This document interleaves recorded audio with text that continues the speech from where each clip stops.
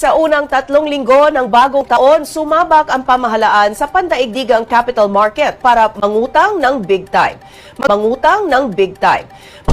Kakasimula pa lang ng taon, utang at nakawan na naman, paldo na naman ang mga utang inang mga taga-administrasyong Marcos. Ano na kabayan, ramdam mo ba ang benepisyo pag umuutang sila?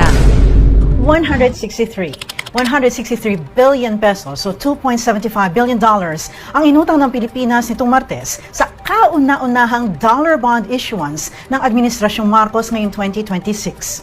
Ang dollar bonds o yung tinatawag na sovereign bonds ay isang debt instrument na katibayan ng mga investor sa oras ng singilan sa pautang.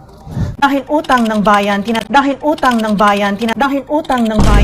Oo kabayan, dahil lumalabas na ito ay utang ng bayan, ikaw Kuya Guard, manong na construction worker, tatay na magbabati, ikaw na empleyado, pati yung mga walang trabaho, kasama tayo sa magbabayad nito, tapos mga taga-administrasyon lang ang pumaldo, malamang ipang so-so-hole na naman nila ito sa mga sakim na politiko para sa impeachment ni VP Sara.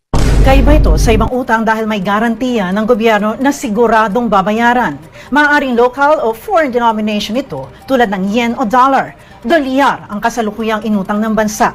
Sakto pa naman na sumadsad ang halaga ng piso kada dolyar na pumalo sa all-time record low na 59 pesos at 50 centavos nitong Martes during intraday trade.